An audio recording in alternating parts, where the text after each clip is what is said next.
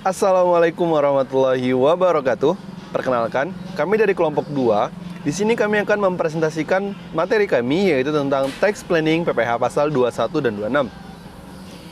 Sebelumnya, kami ingin mengucapkan terima kasih banyak kepada Ibu Afrianti yang sudah memberikan kami kesempatan dan juga memberikan kami penugasan mengenai materi pada perkuliahan kali ini, dan juga selaku dosen pengampu di mata perkuliahan Perpajakan 2 di Akuntansi Manajerial AM3A.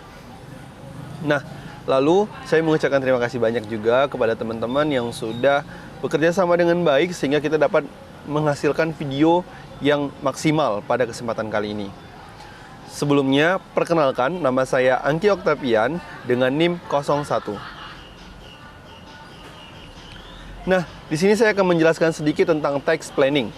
Tax planning adalah pengertiannya yaitu upaya untuk mengurangi atau meminimalisirkan beban pajak yang harus dibayarkan kepada negara, sehingga pajak yang dibayar tidak melebihi jumlah yang sebenarnya dengan tetap mematuhi peraturan perpajakan yang berlaku. Nah, lalu adapun tujuan dari adanya tax planning ini, yang pertama adalah memperkecil pengeluaran perusahaan untuk membayar pajak sehingga biaya yang dikeluarkan lebih efisien. Berarti dalam artian untuk poin pertama ini adalah adanya tax planning ini sebenarnya menguntungkan sebuah perusahaan, karena perusahaan sendiri bisa dikatakan dia akan meminimalisirkan beban pajak yang dikeluarkan setiap tahunnya. Lalu yang kedua, yaitu memperhitungkan dan menyiapkan pembayaran pajak sesuai dengan peraturan yang berlaku, agar tidak timbul sanksi atau denda yang justru memperbesar pengeluaran pajak. Maksud dari poin 2 ini adalah kelanjutan dari yang poin pertama. Mengapa demikian? Di poin pertama kita mengadakan tax planning ini adalah meminimalisirkan atau memperkecil pengeluaran. Nah, yang kedua ini adalah maksudnya tujuannya yang adanya tax planning ini adalah dengan adanya tax planning itu kita akan meminimalisirkan terjadinya pembayaran denda. Pembayaran denda ini maksudnya adalah dengan kekurangan pembayaran pajak ataupun penghindaran dari seseorang untuk tidak membayar pajak. Lalu yang ketiga adalah yang saya katakan juga tadi, yaitu untuk melakukan mengelak pembayaran pajak, tetapi untuk mengatur agar pajak yang dibayar tidak lebih dari jumlah yang seharusnya.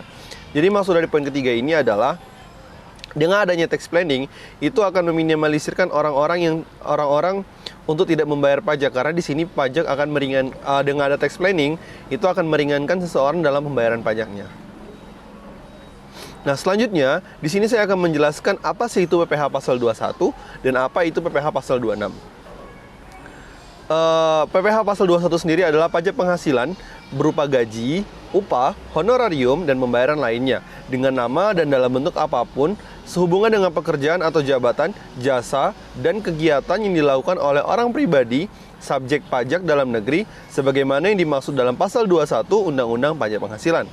PPh pasal 21 sendiri diberlakukan kepada wajib pajak orang pribadi sebagai subjek pajak dalam negeri atau SPDN. Apabila penerima penghasilan adalah orang pribadi dengan status sebagai pajak luar negeri SPLN selain badan usaha tetap, maka akan dikenakan PPh pasal 26.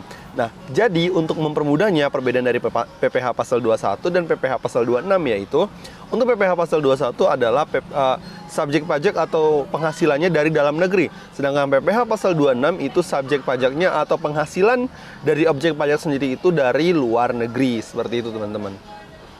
Nah, next, kita lanjut ke bagaimana sistematika dari pemotongan PPh pasal 21 dan PPh pasal 26.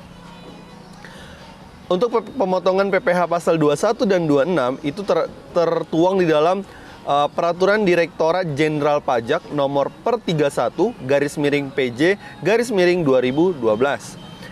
Adapun yang meliputi di dalamnya yang pertama yaitu adalah pemberi kerja yang terdiri dari orang pribadi atau badan dan juga cabang perwakilan.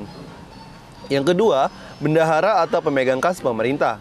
Yang ketiga, dana pensiun, badan penyelenggara jaminan sosial, tenaga kerja, dan badan-badan lain yang membayar uang pensiun dan tunjangan hari tua atau jaminan hari tuanya. Nah, yang terakhir yaitu adalah orang pribadi yang melakukan kegiatan usaha atau pekerjaan bebas atau penyelenggara kegiatan.